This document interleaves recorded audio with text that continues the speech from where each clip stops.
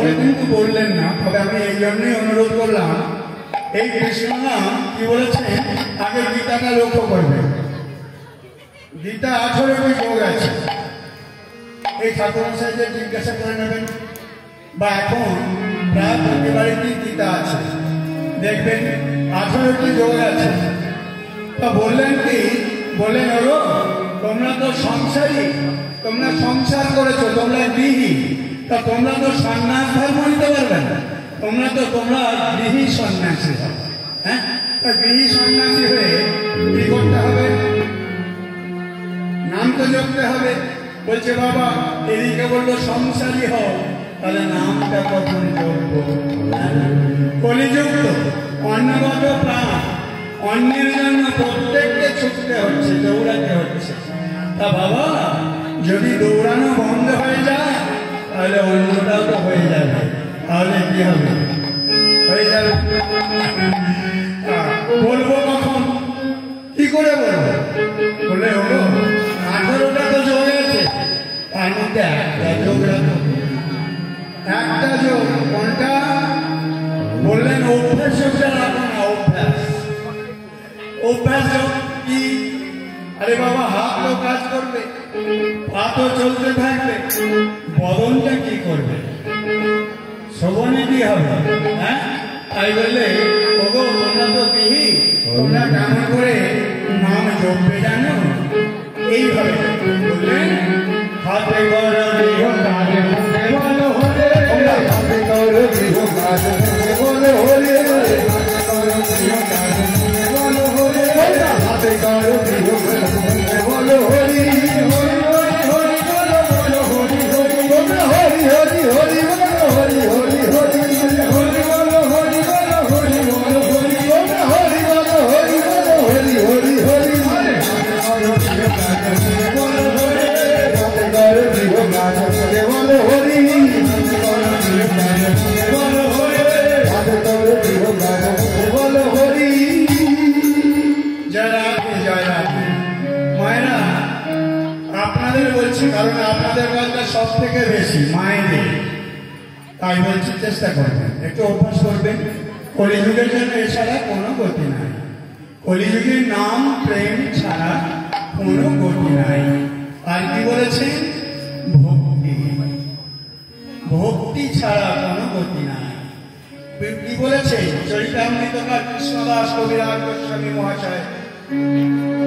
চরিতামৃতে কলম দিলে বলে নেব, এক কৃষ্ণ জগৎ সত্য জগতী ঈশ্বর, আর যত সত্তার সেবক অনুচর, কেহ মানে কেহ না মানে, সত্তার দাস, যে না মানে তার হয় সেই পাবে না। হেন কৃষ্ণ নাম যদি লয়ে বহুবার, যদি না বহে প্রেম পুলক অশ্রুধা, তবে জানিবে নামে অপরাধ প্রচুর, কৃষ্ণ নামে না হয় অঙ্কুর। তাহে যদি ভক্তি বাড়ি পড়ে এক বিন্দু, সেই মিলিবে ব্রজের ব্রজে।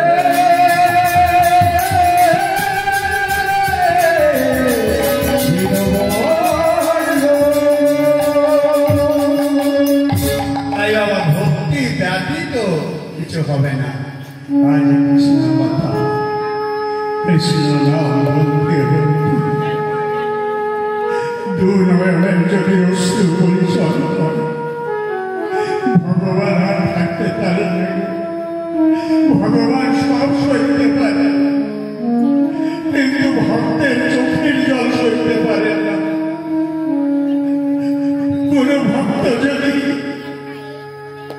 কাঁদতে কাঁদতে একবার জানা প্রভু সমস্ত কর্ম পরিত্যাগ করত, সেই ভক্তের কাছে দৌড়ে আসে।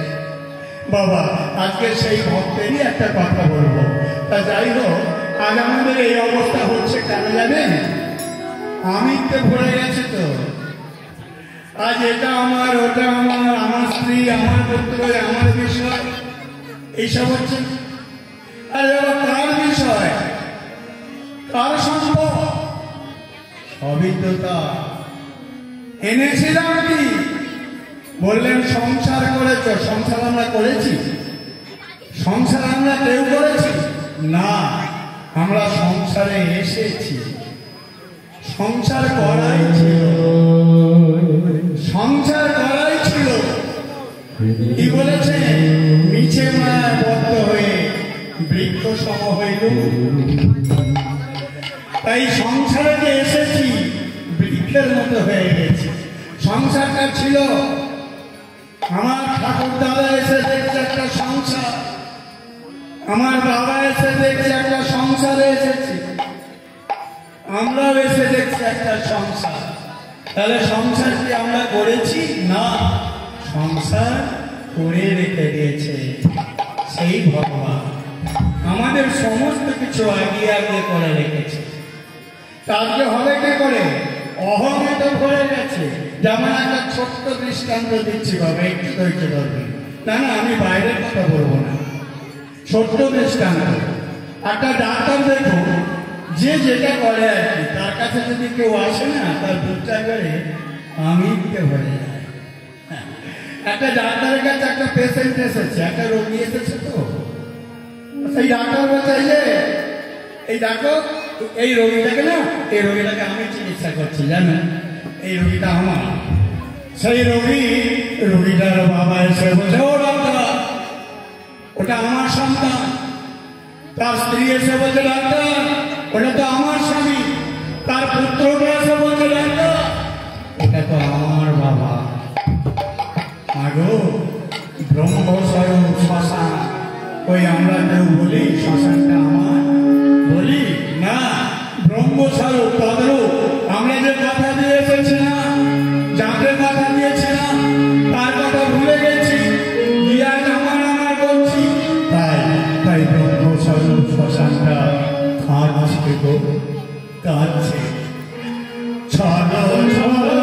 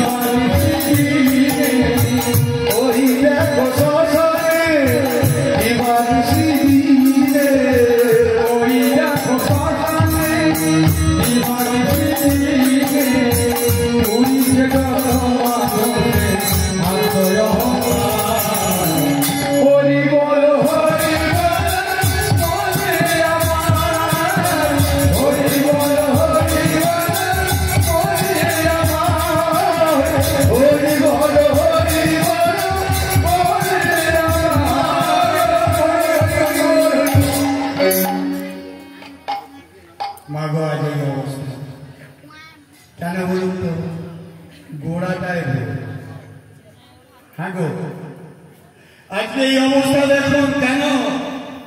আর জগৎ পিতা কাঁদছে তাদের জন্য, আমাদের জন্য। বাবা, যদি আমাদের সন্তান অপথে কুপথে চলে যায় তাহলে আমরা তো কাঁদব, আমরা তো কাঁদতে থাকি। তো জগৎ পিতার সন্তান ভজনা না করে অন্য পথে চলে যাচ্ছে, আমি চলে যাচ্ছি, ঘরে কাঁদবে না, এই জন্যই কাঁদছে। গোড়াটা দোষ আছে, গোড়াটা দোষ বলতে কি? মায়ের ভালো করে শ্রবণ করবেন, ভালো করে শুনবেন। শাস্ত্রকার বললেন যদি মাটি ভালো হয় তাহলে ফসল ভালো হবে, যদি মা ভালো হয় তাহলে তার সন্তান। তাই তো, তা মা যদি ভালো হয় তাহলে সন্তান তো ভালো হবে।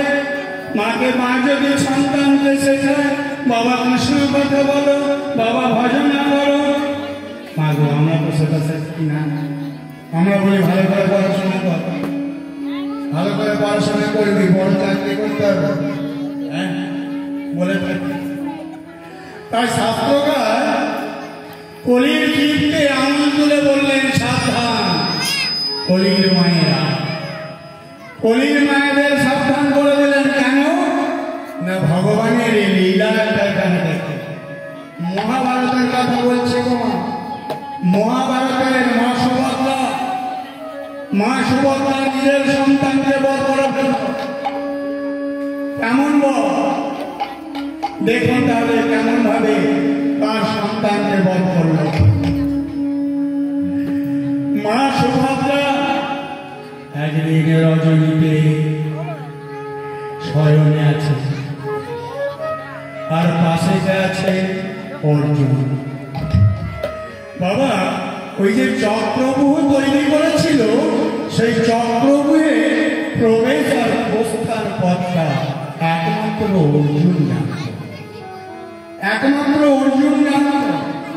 তাই অর্জুন সুভদ্রাকে বলছে, জানো জানো সুভদ্রা, চক্রব্যূহে এইভাবে প্রবেশ করতে হয় বলছে। তখন কিন্তু সুভদ্রা ঘুমিয়ে যাচ্ছে, সুভদ্রার নয়নে নিদ্রা বিকৃত হয়েছে, আর সুভদ্রার গর্ভবাসে অভিমন্যু আছে, গর্ভবাসে বলে উঠল মা।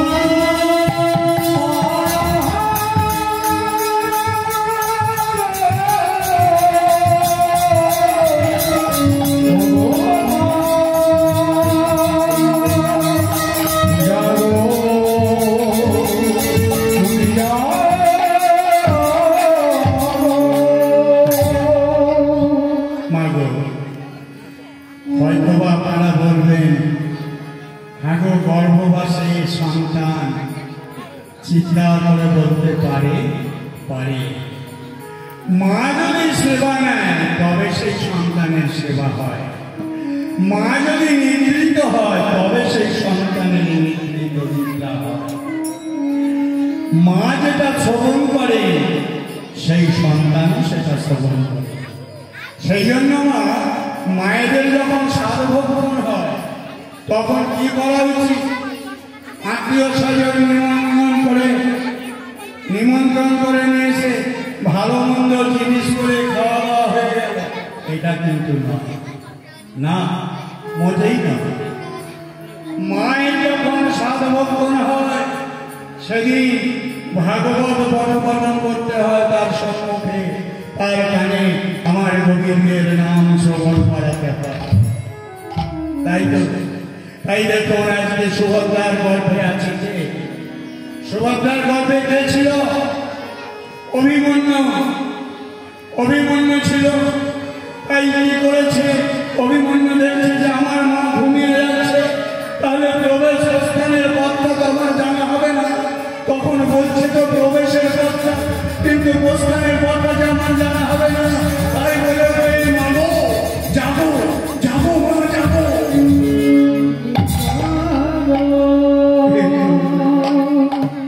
ভাগ্যের কি পরিহাস, মা প্রবেশের কথা শুনতে শুনতে ঘুমিয়ে পড়ল। আর অভিমন্যুর অবস্থার কথা জানা হল না। চক্রবর্তী সম্মুখে দাঁড়িয়ে আছে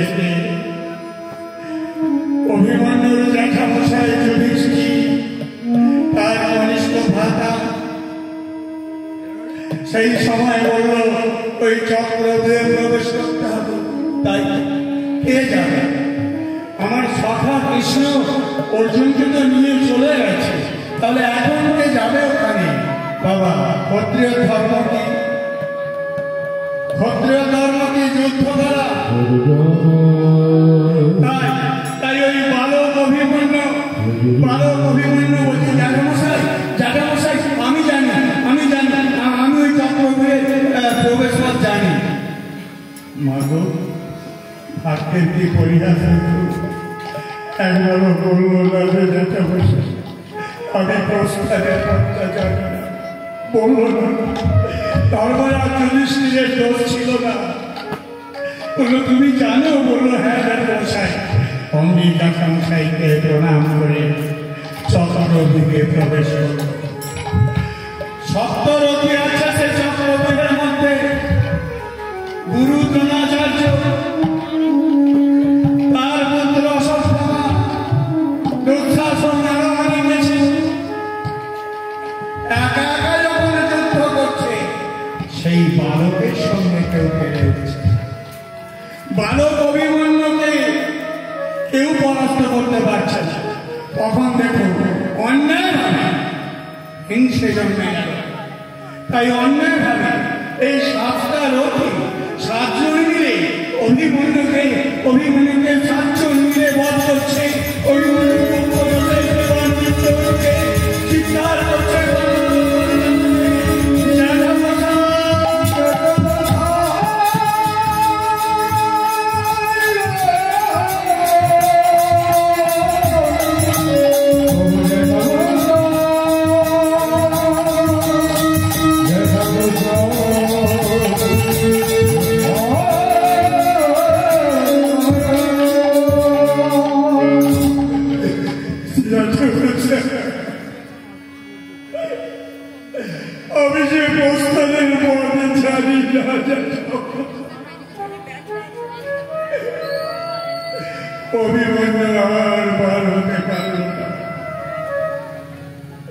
অভিমন্যুকে অন্যায় ভাবে 7 রথী মিলে বধ করল। যত বাণ এসেছে লেগেছে অভিমন্যুর মুখ্য দেশে।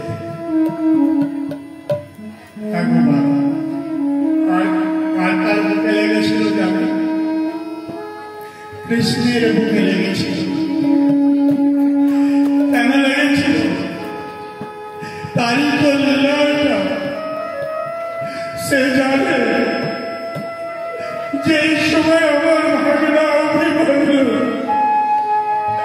বধ হয়ে যাচ্ছে, আর সে ফিরে আসবে না।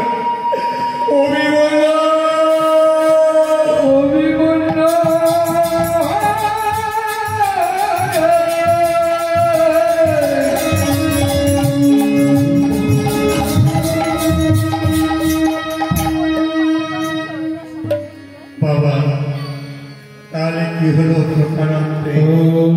মাই তো মেরে ফেলল। কেন? মা যদি নিদ্রাচ্ছন্ন না হতো, মা যদি ঘুমিয়ে না যেত, তাহলে তো প্রস্তাব পত্রও জানা হয়ে যেত। তাহলে মাকে ঠিক হতে হবে। মা হয়েছিল কারা? মা হয়েছিল শচী দেবী, মা হয়েছিল বিদ্যাসাগরের মা, মা হয়েছিল স্বামী বিবেকানন্দর মা। হয়নি? বিদ্যাসাগরের মা সাগরকে বলছে, ওরে সাগর, সাগর আমাকে বাবা শান্তিতে বলছে, আমাকে কিছু গহনা দিবি বাবা। হ্যাঁ গো, কোনো মা যদি তার সন্তানের কাছে আবদার করে, বাবা আমার কিছু দিবি, সন্তানের মুখটা তো আনন্দে ভরে যাবে গো। আমি কখন মাকে এনে দিতে পারি? তাই সাগর বলল, বিদ্যাসাগর বললেন নিশ্চয়ই দেবে। বলল কি গহনা নেবে মা বলো, গোলামের সময় মতো চেয়ে নেবে। একদিন শীতকালে কি করেছে বিদ্যাসাগর একটা শাল নিয়ে এসে মাকে দিয়েছে, আর মা কি করেছে সেই শালটাকে পাশে রেখে দিয়ে একটা পাতলা কাপড় পরে আছে কেবলমাত্র, আর ঠক ঠক ঠক ঠক করে কাঁপছে বসে বসে। সাগর এসে বলছে, মা মা তুমি শীতে কাঁপছো, আর তোমার এই শালটা তুমি। ওরে সাগর, তুই একটা মাকে কাঁপতে দেখেছিস বাবা? একবার পাড়াটায় ঘুরে আইতো বাবা। আমার মতো কত মা কাঁদছে, কত মা কাঁদছে, তাদের যে একটা শালও নেই রে বাবা। মা হয়েছিল সেই মা যে সকল সন্তানের জন্য চিন্তা করে, সকল মায়ের জন্য চিন্তা করে, সকলের ভালো চায়। বললো বাবা তুই যে আমায় গহনা দেবী বলেছিস, দিবি না? হ্যাঁ মা দেব। বলো মা, বলো কি গহনা? বললো রে এখানে একটা পাঠশালা করে দিবি। বললো এটা তোমার গহনা? বললো হ্যাঁ। বললো একটা চিকিৎসালয় করে দিবি। বললো বেশ মা, তুমি যখন বলেছ আমি নিশ্চয়ই দেব মা। এরা হলো মা। তাই আমি সমস্ত মায়েদের বলবো, এই মায়েদের লক্ষ্য করে, এই মায়েদের পথ অনুসরণ করে পথ চলো। নরেনের মা কি করেছে? স্বামী বিবেকানন্দর বাংলার নাম বাবা নরেন। নরেনকে কি করেছে? নরেন পাঠশালায় যাচ্ছে, মা তাড়াতাড়ি করে মন্দিরে অনুপ্রবেশ করতো, গীতাটা নিয়ে এসেছে।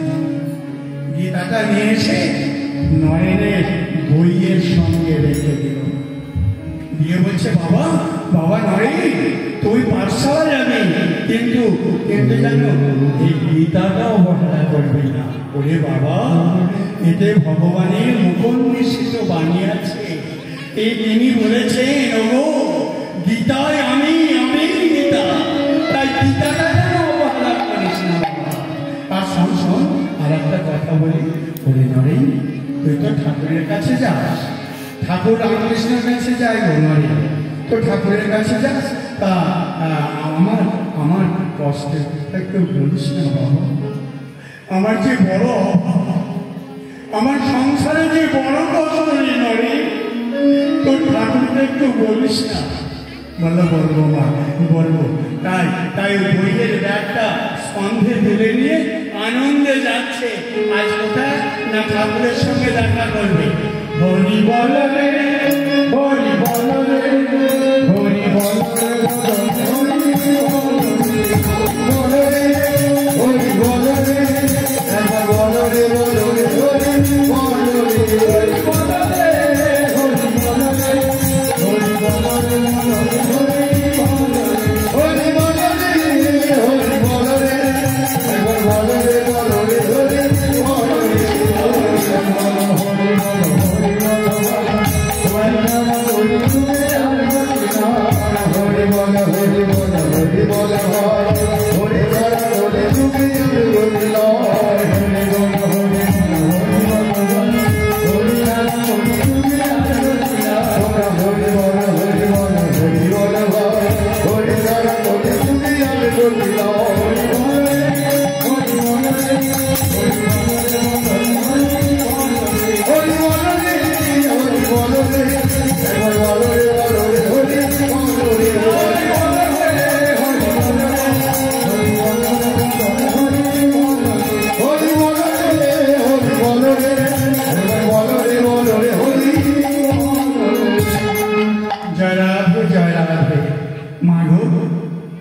মায়ের কষ্টের কথা শুনে নরেনের মনে দুঃখ আসবে তো গো, আনন্দ হলো কেন?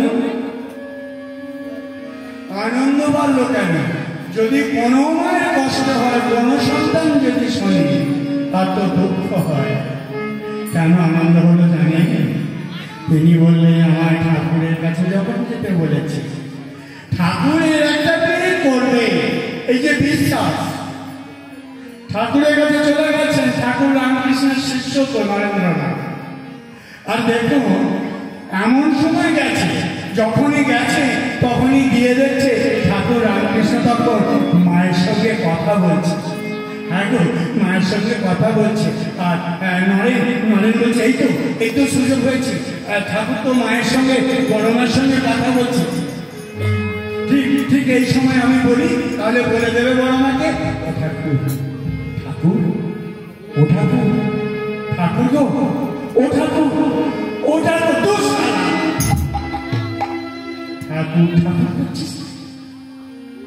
ঠাকুর আমার মাঝে বড় খুশি, বড় মাকে একটু বলে দেওয়া। কেন তুই বলবি না? তুই বলবি না? আমি কেন বলতে যাবো? আমি কেন বলতে যাবো? মা গো, সেদিন নরেন্দ্রনাথ বড় মায়ের চরণ তলে বসে বসে এবার বলবো আমার গর্ভধারিণী মায়ের যে কষ্ট, আমি এবার বলবো। সেদিন বলবো বলে সেদিন দয়ার নয়নের বড় হলো না, বিয়ে ফিরে গেল। মা ভুবনেশ্বরী জিজ্ঞাসা করছে, আগো মা নরেনের মায়ের নাম ভুবনেশ্বরী তো? ভুবনেশ্বরী জিজ্ঞাসা করছে, নরেন বলেছিলিস বাবা? না মা, আমি বলতে পারি। মা তুমি চিন্তা করো না, আমি কালকে ঠিক বলবো। পরের দিন সকালে চলেছে, নিষ্ঠার উপরে চলেছে নরেন্দ্রনাথ। গিয়ে বড় মায়ের চরণ তলে বসে বসে ভাবছে, মা গো, আমি কালকে বলতে পারিনি, আজকে আমি বলবো। ও বড় মা, আমার গর্ভধারিণী মায়ের যে বড় কষ্ট গো। ও বড় মা গো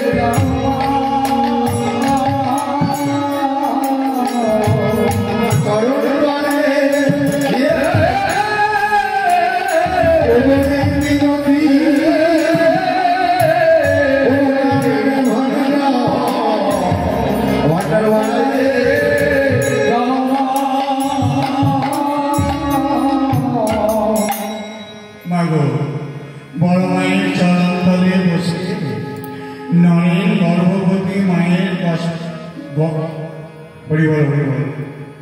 গর্ভধারিণী মায়ের কষ্টের কথা আর বলতে পারল না। তিনি বললেন, মা তুমি আমাকে জ্ঞান দাও, বিবেক দাও, বৈরাগ্য দাও। তাই নরেন আবার গৃহে ফিরে এসেছে। মা জিজ্ঞাসা করছে, ফিরে নরেন বলেছিস? বলে হ্যাঁ বলেছি। কি বলেছিস বাবা?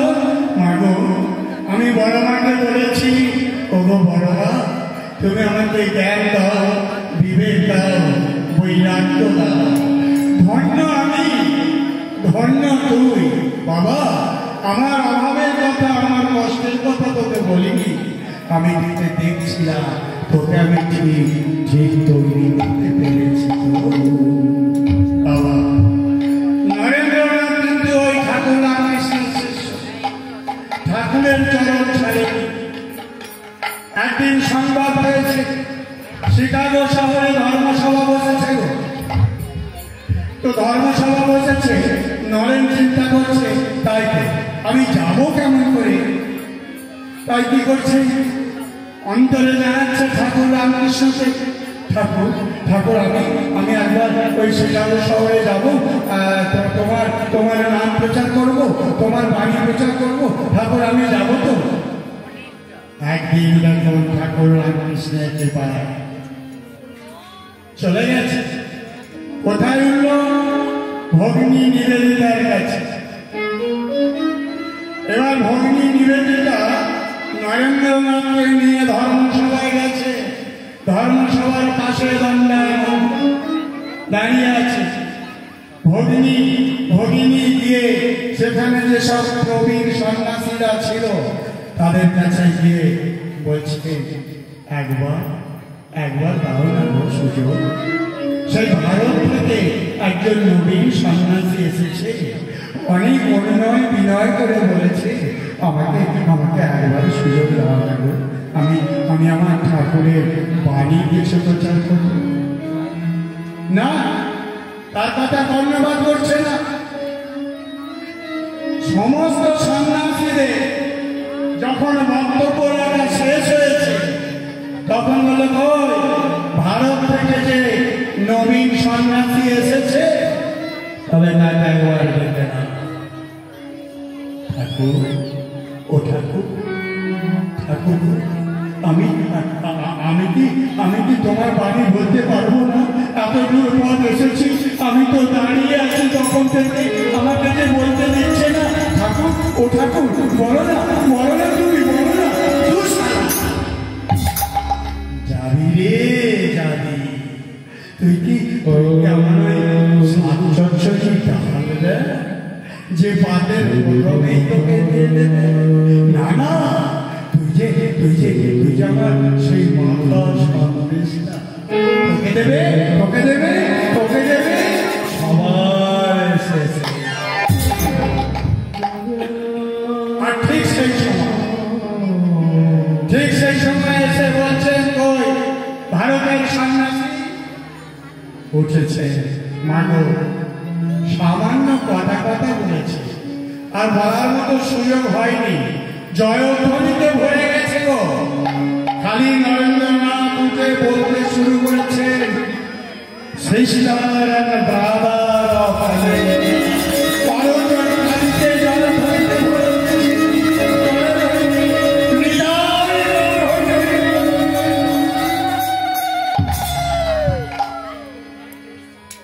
এইরূপ দর্শন করো। যারা প্রবীণ সন্ন্যাসী ছিল তারা বলছে, এতটুকু বয়সে যদি এত জয়ধ্বনি হয়, তাহলে যখন বড় হবে তখন তো আমাদের কোনো অস্তিত্বই থাকবে না গো। না, ওকে অঙ্কুরই বিনাশ করে। দেখো কেমন হিংসে জন্মে গেল, বললো ওকে অঙ্কুরই বিনাশ করব। তাই কি করেছে, শরবতের সঙ্গে বিষ মিশ্রণ করেছে। বিষ মিশ্রণ করে নিয়ে এসে বলছে, ওগো সন্ন্যাসী, তুমি বড় ক্লান্ত, না শরবতটা পান করে না। নরেন যা কিছু করে গুরুদেবকে নিবেদন করে খায়, যা কিছু খায় নিবেদন করে খায়। তাই শরবতের গ্লাসটা নিয়ে জয় ঠাকুর রামকৃষ্ণ, জয় ঠাকুর রামকৃষ্ণ, শরবতের গ্লাসটা বলছে,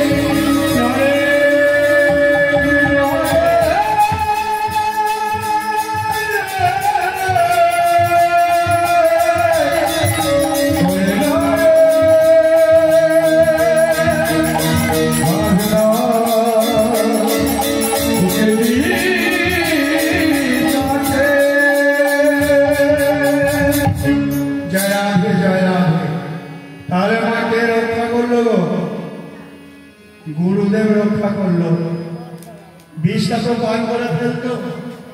এই জন্য মা যদি ব্যাধিও হয় তার জন্য ঔষধ খেতে গেলেও তাকে নিবেদন করে খেতে হয়। যা কিছু খান না কেন সব কিছু নিবেদন করতে হয়। যাই হোক, তাহলে গুরু রক্ষা করল। তাহলে আসুন একটু গুরু সঙ্গ করে দেখা যায় কি হয়। আজকে যে বিষয়টা বলবো, পালা বলে লীলা বলুন যাই বলুন না কেন, বিভিন্ন জায়গায় বিভিন্ন ভাষায় কথা বলে। তো আজকের বিষয়টা হবে বিহার লীলা।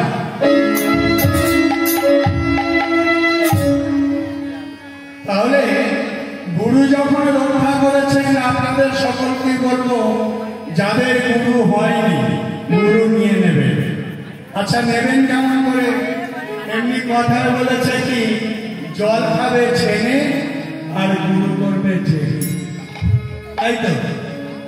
তাহলে একজন গুরুকে জানবো কেমন করে?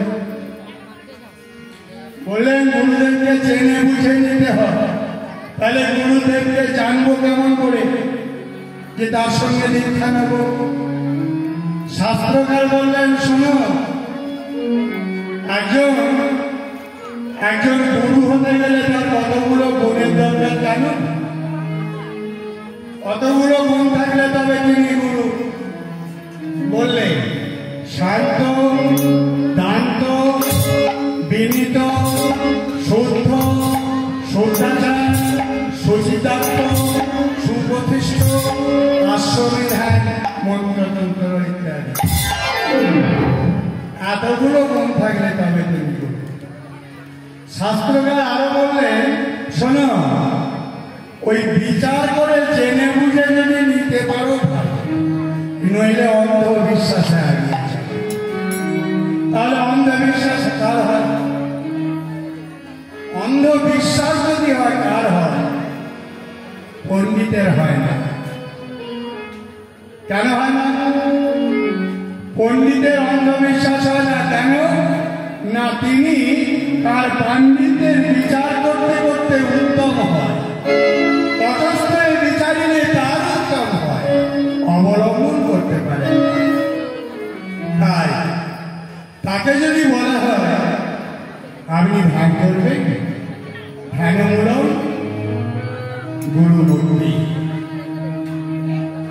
পূজা করবেন, পূজামূলক গুরুপদম, মন্ত্রমূলক গুরু বাক্য, ইহাকে ভক্তি মুক্তি বিশ্বাস যদি হয় তাহলে মূর্খের হয়। সেই মূর্খ ছেলেটার কথা বলবো বাবা। সেই ছেলেটা বৃন্দাবনে গিয়ে রাস দর্শন করেছে, গুপ্তরাস, গুপ্তরাসও দর্শন করেছে। কেমন ছেলে গো, আর কেমন তার মা, কেমন তার বাবা। দেখুন ভাগ্যের পরিহাস, তার মায়ের নাম সর্বাণী, বাবার নাম চন্দ্রশেখর। সন্তান কিন্তু ছিল না, এদের সন্তান ছিল না গো। তাই ওই চন্দ্রশেখর আর সর্বাণী তুলসী তলায় বসে বসে কেঁদে কেঁদে ঠাকুরকে বলত, ও ঠাকুর, আমাদের একটি সন্তান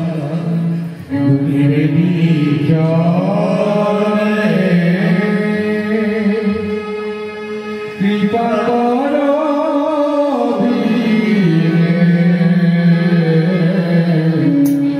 কৃপা হয় দয়াল শ্রী হরি।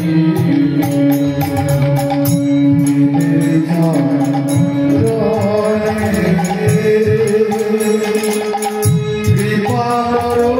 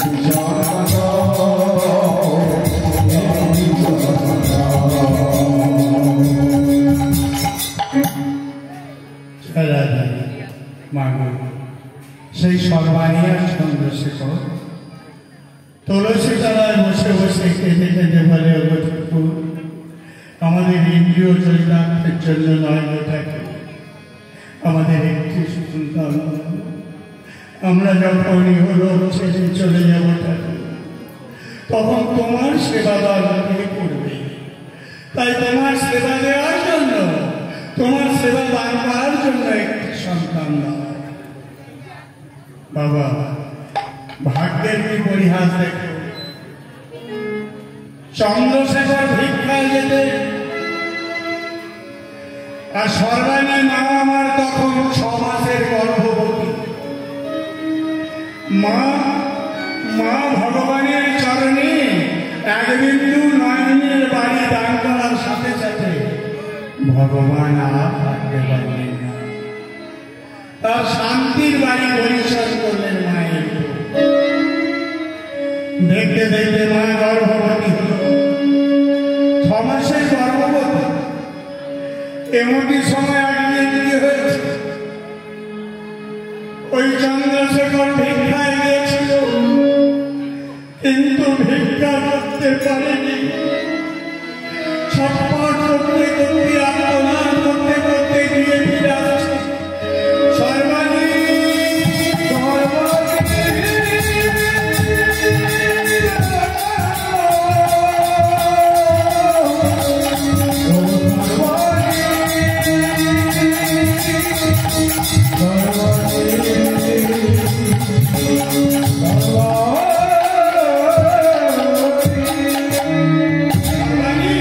সর্বাণী সর্বাণী আর বোধহয় আমি আর বোধহয় প্রাণে বাঁচব না। কি হয়েছে স্বামী, কি হয়েছে? তাড়াতাড়ি আসছে সর্বাণী। কখন কি হয়েছে? ওই চন্দ্রশেখর লাল পেটের যন্ত্রণায় ছটফট করতে করতে এসে গৃহ মধ্যে আছাড় খেয়ে পড়ল, আর সারা হল না। সর্বাণী তার মুখ্য দেশে আছাড় খেয়ে বলছে, স্বামী একবার কথা বলো, তুমি একবার ডাকো আমাকে, একবার সর্বাণী সর্বাণী বলে ডাকো। তুমি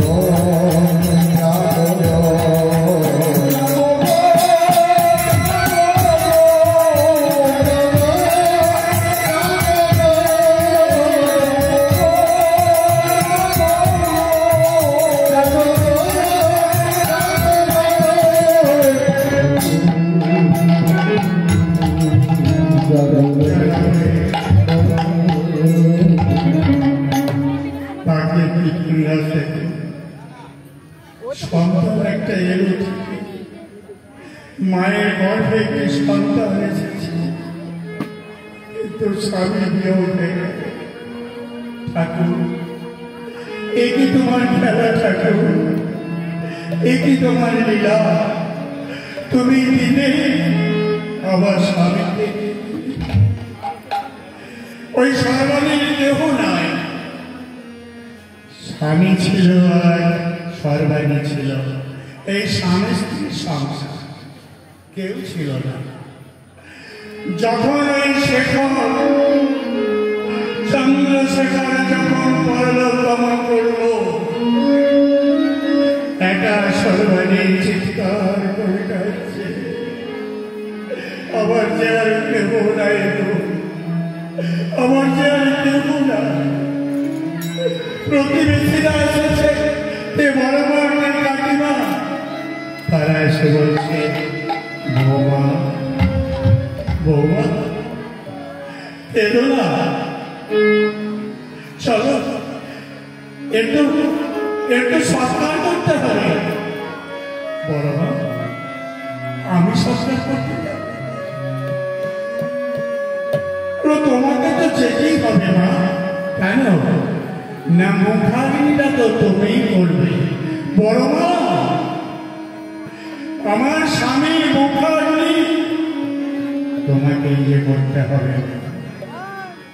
তাই প্রতিবেশীরা এসে ওই সব দেহটা নিয়ে চলে গেল শ্মশানে। আর সর্বাণী গিয়ে চিতার কাছে দাঁড়িয়ে দাঁড়িয়ে কাঁদতে কাঁদতে অগ্নি প্রজ্বলিত করে এবার মুখাগ্নি করবে। আর ভাবছে, আমি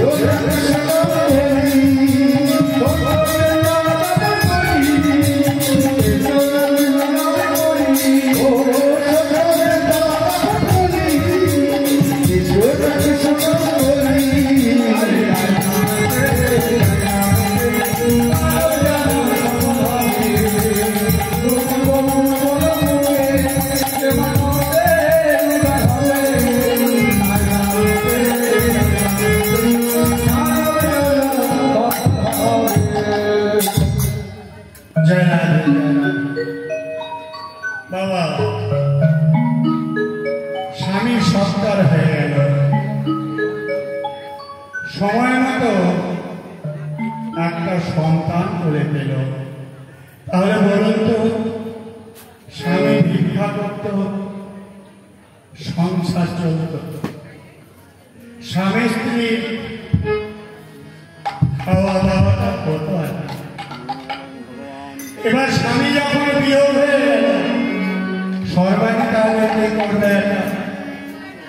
তাই এই সর্বাণী কি বললেন, একজন ব্রাহ্মণ বাড়িতে ঝিয়ের কাজ নিলে, ঝিয়ের কাজ করছে গো। আর ঠিক সময় মতো একটি সন্তান বলে পেয়েছেন।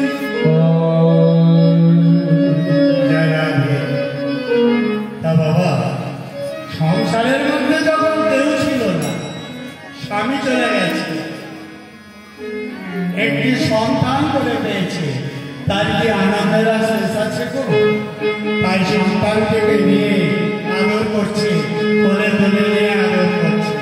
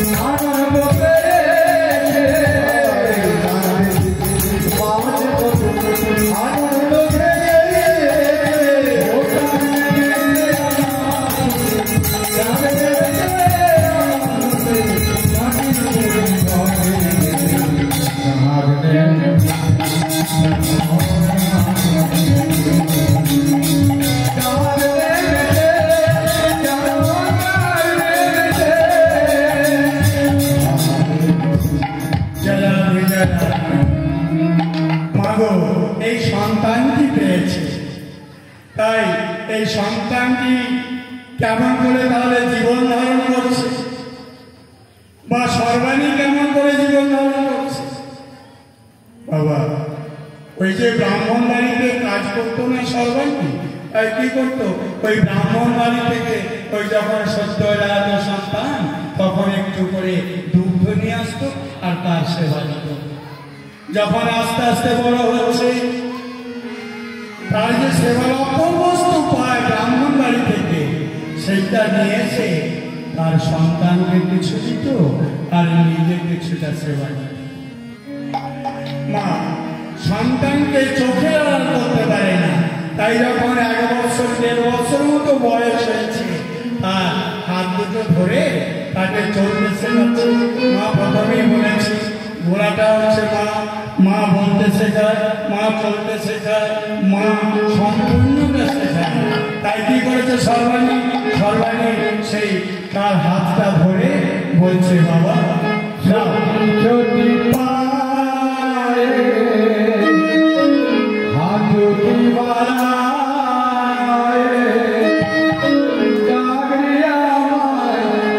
Oh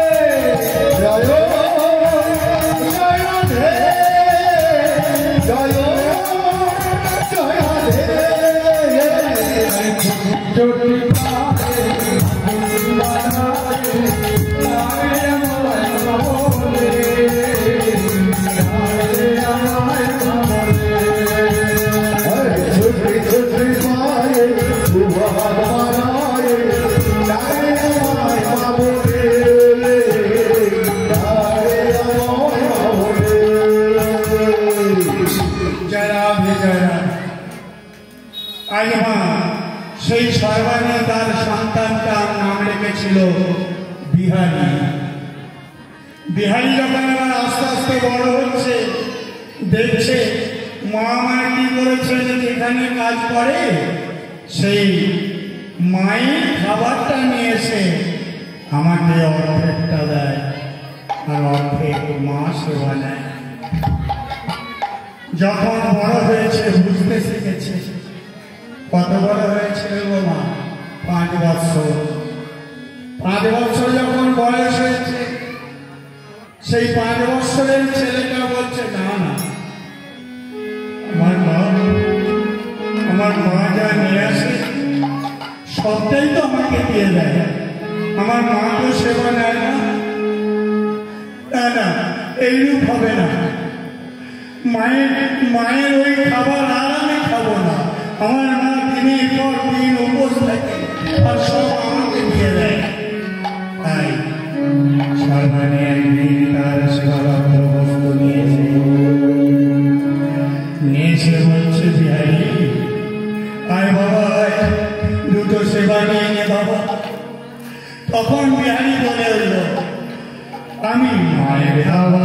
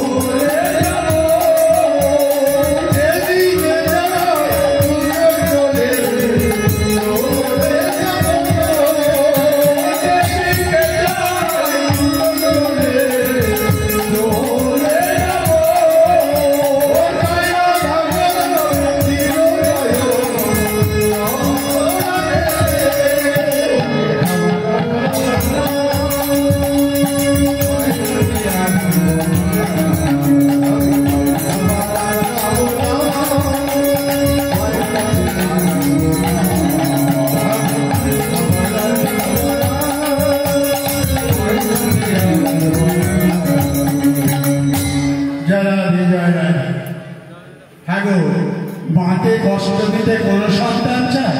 তাই বলছে, বাবু তোমার অমন করে আমার জন্য খাবার আনতে হবে না, তুমি সারাদিন কাজ করো এই ব্রাহ্মণ বাড়িতে। না না, তোমার দেওয়া এই খাবার এক কাজ করো না, আমাকে একটা চাকরি দেখে দাও না। মা অবাক হয়ে আছে, হ্যাঁ গো, এই 5 বছরের ছেলেটা কি চাকরি করবে? কি চাকরি করবে? তারপরে মা মনে মনে চিন্তা করছে, আমার একমাত্র সকলকে চাকরি করি, না না, এটা আমি কোনো কাজ করতে দিতে পারি না। বাবা তুই পারবি না, তুই কি চাকরি করবি? তুই চাকরি করতে পারবি না বাবা, তুই এক কাজ কর না। বিহারি তখন কি করছে, বিহারি মনে মনে ভাবছে, মাকে এমন একটা প্রশ্ন করবো না যে মা আমাকে চাকরি করতে দিতে বাধ্য হবে, অনুমতি দিতে বাধ্য হবে।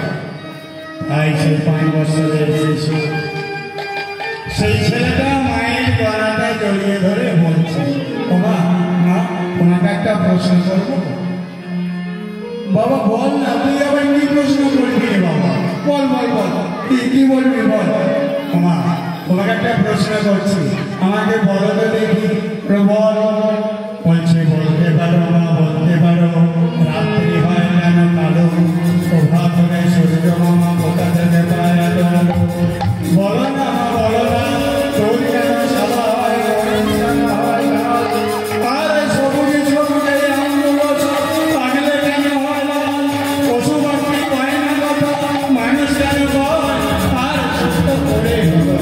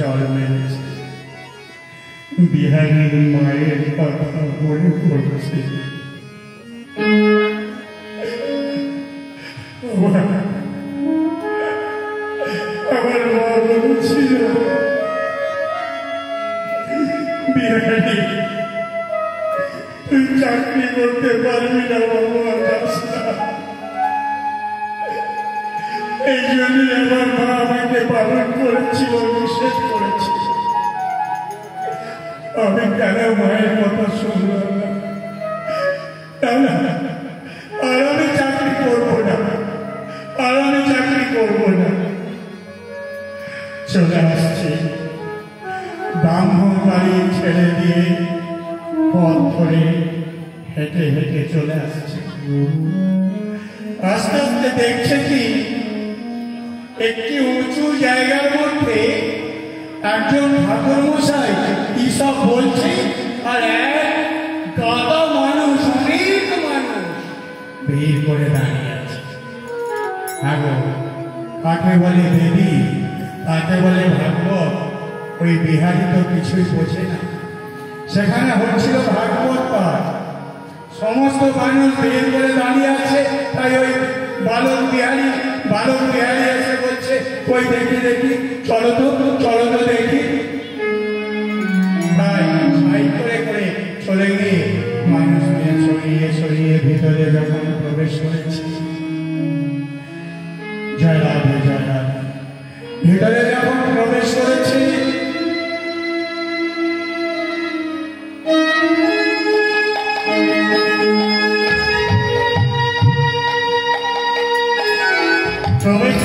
বিহারি কথাগুলি শুনছে, কি বলছে না, ঠাকুর মশাই বলছে শোনো, বৃন্দাবনে কৃষ্ণ আছে, তার নবলক্ষ ধেনু আছে, অতি বেশি ভালোবাসে আর আশার অতীতে বেতন দেয়। যখন বলেছে আরে বৃন্দাবনে কৃষ্ণ, তার নবলক্ষ গরু আর মাত্র 12টা রাখা, আমার অতি বেশি ভালোবাসে, আশার অতীত বেতন দেয়। না না, আমি চাকরি যদি করতে হয় আমি কৃষ্ণের কাছে করবো, তাহলে আমার মায়ের কোনো অভাব থাকবে না। আমরা বড় ধনী হয়ে যাব, হয়ে যাব, হয়ে যাব, হয়ে যাব,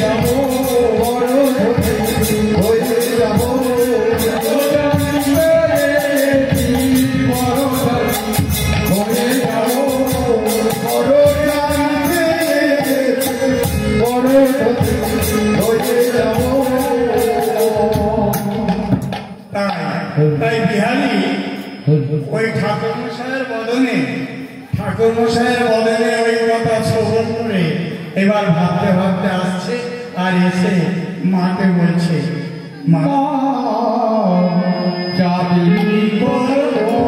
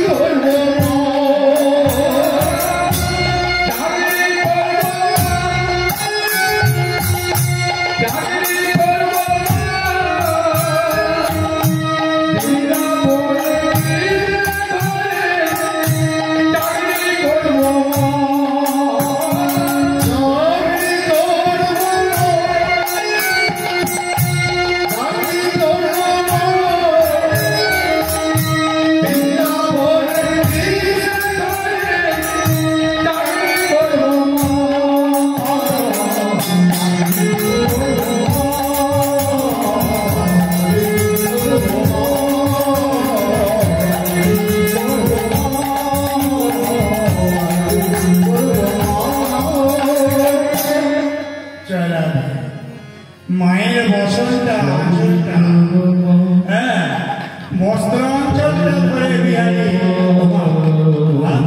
জানো মা আমি চাকরি পেয়ে গেছি, চাকরি পেয়ে গেছি বলে জানো মা ওই বৃন্দাবনে না কৃষ্ণ আছে, হ্যাঁ বৃন্দাবনে কৃষ্ণ আছে, আর কি জানো তার 9 লক্ষ ধেনু আছে।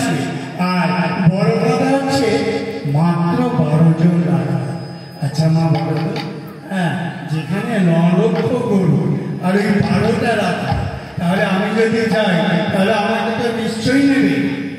সর্বাণীর মাথাটা কেমন হয়ে গেল। আমার একমাত্র ছাগল সেটা নীলমণি, আবার বিহারি, আমার বিহারি কি হলো? তবে কি আমার বিহারি বিপর্যয় ঘটল? ওরে বিহারি সেই আগের দিনে ছিল, এখন আর নেই। এখন সেই কৃষ্ণও নেই আর সেই গরুও নেই, বিহারিও নেই। তাহলে কে কে মিথ্যে কথা বলছে? কে ভুল বলছে? ওই ঠাকুর মশাই না আমার মা? বাবা, ভগবানের সান্নিধ্য লাভ করতে গেলে এমন সরল সৎ হতে হবে। বাৎসল্য প্রেম চাই। তাই বিহারি আর কিছু চিন্তা না করে, তাই বিহারি কি করেছে? সেই রজনীতে বিহারির নিদ্রা নাই, খাওয়া নাই। তাই কি করেছে? প্রভাতেই চলেছে, তা ঠাকুর মশাইয়ের উদ্দেশ্যে চলেছে। আর যে ঠাকুর মশাই ভাগবত পাঠ করছিল তার উদ্দেশ্যে চলেছে। আর সেই গরু চড়ানো পাঁচন বাড়িটা ওটা কিন্তু ছাড়েনি, এটাকে পাঁচন বাড়ি বলে দেখো। সেই গরু চড়ানো পাঁচন বাড়িটা নিয়ে চলেছে। আর তখন গিয়ে কি দেখছেন না, সেই ঠাকুর মশাই তৈল বর্তন করতে করতে অবগাহনে চলেছে, মানে তেল মারতে মারতে স্নান করতে যাচ্ছে। আর ঠিক সেই সময় বিহারি গিয়ে ঠাকুর মশাই, আরে আমাদের সর্বাণী ছেলে বিহারি তো। হ্যাঁ বিহারি কি হয়েছে? আমার বলেছে তোর করছিস কেন? ঠাকুর মশাই তুমি তো বললে যে বৃন্দাবনের নেশা আছে, তাই 9 লক্ষ গরু আছে, মাত্র 12টা রাখা। আমি সেখানে চাকরি করতে যাব বলে আমার মাকে বললাম, আমার মা যে বলল সেই কৃষ্ণও নেই আর সেই গরুও নেই। বলো বলো ঠাকুর মশাই বলো, কে ভুল বলো? তুমি না আমার মা? শোনো, তুমি যদি ভুল বলো তাহলে পাঁচক বাড়িটা দেখছো, তোমার ভুল আমি সংশোধন করে দেব। বিহারি তুই এমন করে কেন কথা বলছিস? ঠাকুর বাবা, ওগো ঠাকুর বাবা, যদি দেখানোর হতো আমি তোমায় দেখিয়ে দিতাম। তুই কি যাবি বৃন্দাবন? বলল হ্যাঁ, যা স্নান করা। তাই স্নান করে এলো, আসতে বাম পাশে বসিয়ে তাকে দীক্ষা দিচ্ছে। হরে কৃষ্ণ হরে কৃষ্ণ কৃষ্ণ কৃষ্ণ হরে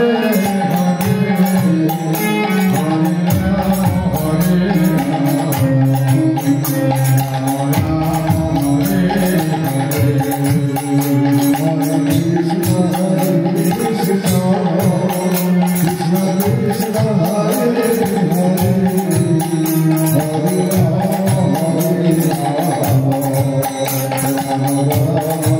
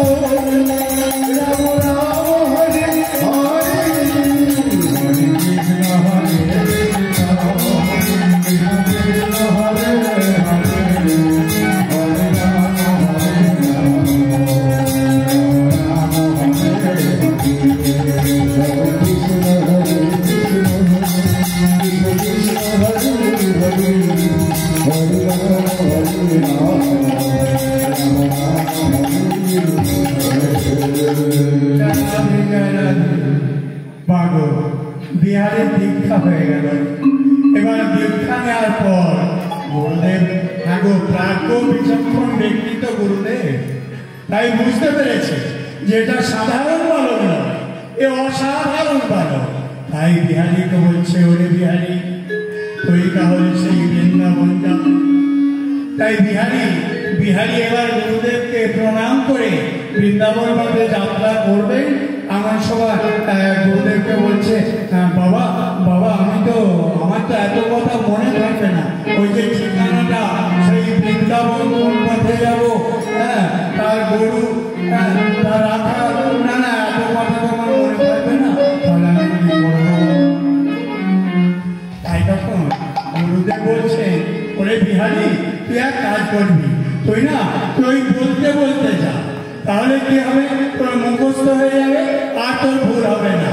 তুই বলতে বলতে যা, কি বলবো না, তুই বলবি কৃষ্ণ বৃন্দাবন, কৃষ্ণ বৃন্দাবন, কৃষ্ণ বৃন্দাবন।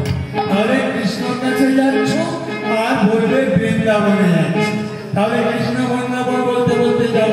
এই যখন বলেছে আনন্দে, তখন গুরুদেবকে প্রণাম করে বলে গেছে, যাবো কৃষ্ণ বৃন্দাবন, কৃষ্ণ বৃন্দাবন, কৃষ্ণ বৃন্দাবন, কৃষ্ণ বৃন্দাবন,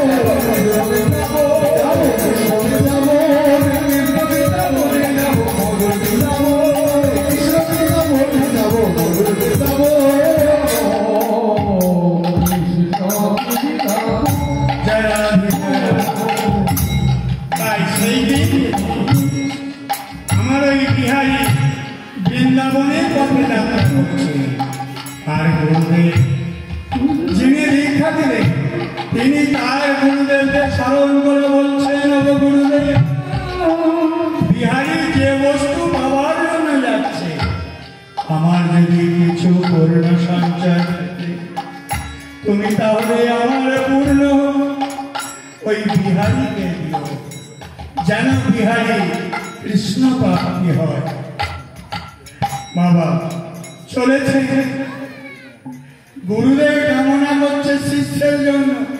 কেন বলুন তো, কেন গুরুদেব শিষ্যর জন্য চিন্তা করছে যে বৃন্দাবনে যাচ্ছে যেন কৃষ্ণচরণ লাভ করে? কেন জানি? গুরুদেব ভাবছিলেন যদি শিষ্যর মতো একটা শিষ্য পাই তাহলে যে আমি করে যাব। তাই শিষ্য ভাবে গুরুর চরণে ধরি, আর গুরুদেবে ভাবে ওগো শিষ্য হতে জানাই আমি ধরি। তরি মানে নৌকা, তরি মানে পার হয়ে যাওয়া। শিষ্য ভাবে গুরুর ওই চরণ তরি নৌকাটার কথা, আর গুরুদেব ভাবছে ওই শিষ্য হতে যেন আমি তরে যাই। গুরু শিষ্যের এই সম্পর্ক। যাই হোক, বলতে বলতে বিহারী এবার সেই কৃষ্ণ বৃন্দাবন, কৃষ্ণ বৃন্দাবন, কৃষ্ণ বৃন্দাবন বলতে বলতে চলেছে। 12 দিন চলেছে, তো 12 দিনে যাচ্ছে অনাহারে, অনিদ্রায় চলে যাচ্ছে। পথের ধারে ছিটকে পড়েছিল বিহারী। অনাহারে অনিদ্রায় চলেছে বিহারী, আর যে চলতে পারছে না। তাই বিহারী বলছেন, গুরুদেব আমার বোধ হয় আর কৃষ্ণ চরণ দর্শন করা হলো না। হরিণের রথচক্র যেমন মেদিনী গ্রাস করেছিল,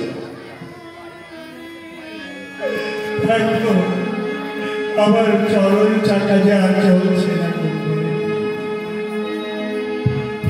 আবার চরণ চাকা চলছে। আস্তে আস্তে পাশে একটি যষ্টি করেছিল।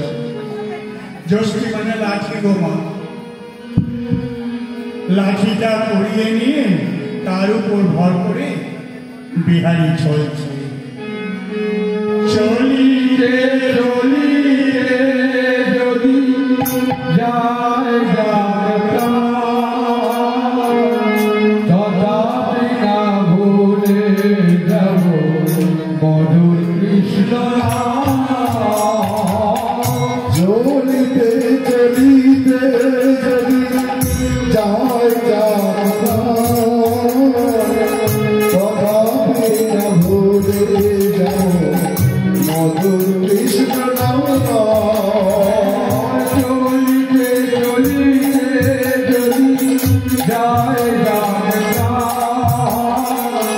তথাপি না ভুলে যাব মধুর কৃষ্ণ নাম।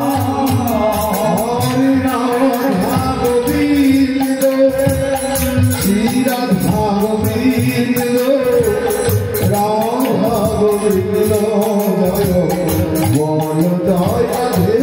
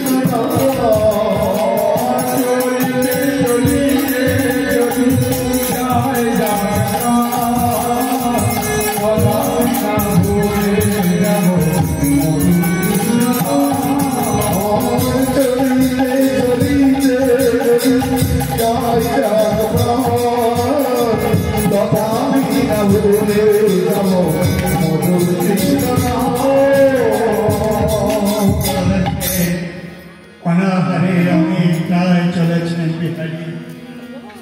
বাবা, ওই যে 12 দিন চলেছে, 12 দিন এক সময়ও একটুখানি সময়ও বন্ধ নেই তার কৃষ্ণ নাম। কৃষ্ণ নাম বলতে বলতে চলেছে। এই যে কৃষ্ণ বৃন্দাবন, কৃষ্ণ বৃন্দাবন, তাই কি হয়েছে? তার অন্তরে কৃষ্ণ জেগে উঠেছে। তার অন্তরে কৃষ্ণ জেগে উঠেছে, তাই বিহারীর বাহিরে কৃষ্ণ